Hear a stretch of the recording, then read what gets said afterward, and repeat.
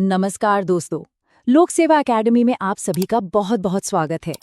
आज है 31 मार्च 2026 और आज हम उन सभी जरूरी करंट अफेयर्स पर नजर डालेंगे जो न सिर्फ दुनिया भर में हो रही घटनाओं को दिखा रहे हैं बल्कि सीधे सीधे यूपीएससी, बीपीएससी और एसएससी जैसी बड़ी परीक्षाओं के सवालों को भी तय कर रहे हैं। तो चलिए शुरू करते हैं आज का ये विश्लेषण। चलिए सबसे पहले एक सवाल से शुरुआत करते हैं।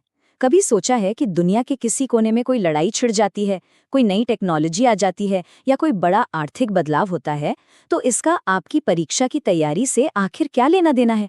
आज के इस विश्लेषण में हम इन्हीं सब कड़ियों को जोड़ेंगे और देखेंगे कि ये जो ग्लोबल इवेंट्स हैं वो भारत पर कैसे असर डाल रहे हैं और इनमें से कौन-कौन से पॉइंट्स एग्जाम के लिए सबसे ज्यादा जरूरी हैं। ठीक है, तो चलिए शुरू करते हैं हमारे पहले सेक्शन, वैश्विक चुनौतियों से। देखिए, इस वक्त दुनिया कई तरह की उथल-पुथल से गुजर रही है और ये जो बाहरी दबाव है, ये भारत के लिए एक ऐसा माहौल बना रहे हैं जिसे समझना एग्जाम के पॉइंट ऑफ व्यू से बहुत बहुत जरूरी हो जाता है।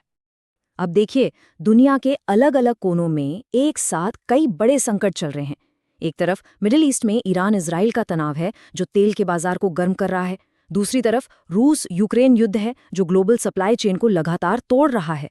वहीं अमेरिका की बढ़ती सैन्य मौजूदगी और चीन की इकोनॉमी में आई सुस्ती, ये सब मिलकर पूरी दुनिया में एक अनिश्चितता, एक अनसर्टेनिटी का माहौल बना रहे हैं।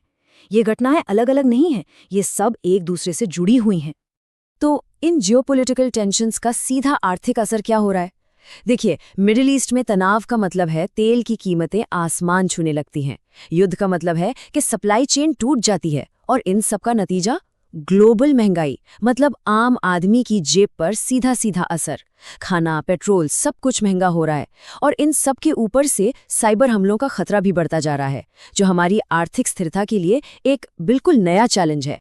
अच्छा, तो इन ग्लोबल चुनौतियों के बीच भारत क्या कर रहा है? अब देखते हैं हमारा अगला सेक्शन, भारत की रणनीतिक प्रतिक्रिया।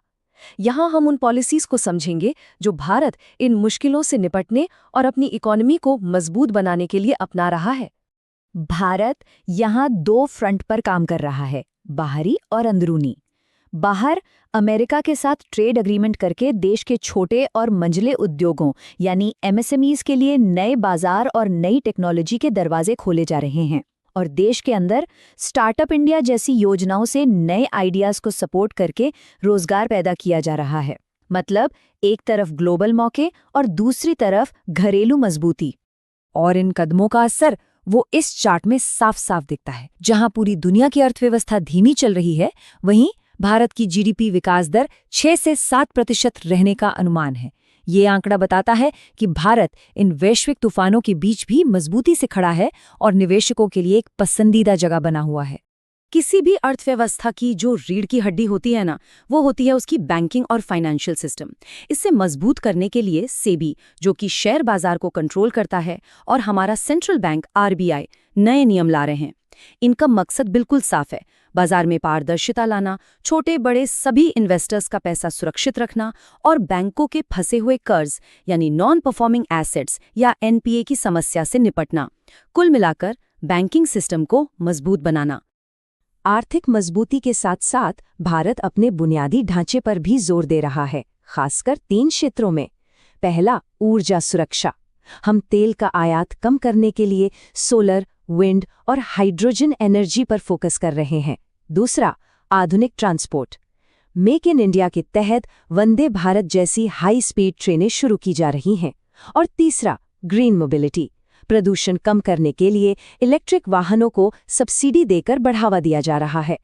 भारत सिर्फ आज की चुनौतियों का सामना नहीं कर रहा, बल्कि भविष्य के अवसरों के लिए भी खुद को तैयार कर रहा है। इस सेक्शन में हम उन पहलुओं को देखेंगे जो टेक्नोलॉजी, ज्ञान और सस्टेनेबिलिटी में निवेश पर फोकस्ड हैं। तो भविष्य की इस दौड़ में भारत कहाँ है? डिजिटल इंडिया मिशन अब गांव-गांव तक इंटरनेट पहुंचा रहा है। भारत का यूपीआई तो अब दुनिया में अपनी पहचान बना रहा है। इसरो आसमान में नई ऊंचाइयों को छू रहा है और एआई यानी आर्टिफिशियल इंटेलिजेंस हमारे काम करने के तरीके को ही बदल रहा है। ये सिर्फ विकास नहीं है, ये एक क्रांति है। एआई एक बहुत शक्तिशाली तकनीक है, लेकिन हर शक्ति के साथ एक जिम्मेदारी भी आती है। इसीलिए भारत एक एआई रेगुलेशन पॉलिसी बना रहा है। इसका लक्ष्य सीधा है, ये पक्का करना कि एआई का इस्तेमाल नैतिक रूप से हो, लोगों का डेटा सुरक्षित रहे और इस टेक्नोलॉजी का कोई गलत इस्तेमाल न कर सके। भविष्य का निर्माण सिर्फ टेक्नोलॉजी से नहीं होता, बल्कि लोगों और पर्यावरण से भी होता है। नई शिक्षा नीति यानी NEP के जरिए अब किताबी ज्ञान की जगह स्किल बेस्ड शिक्षा पर जोर दिया जा रहा है।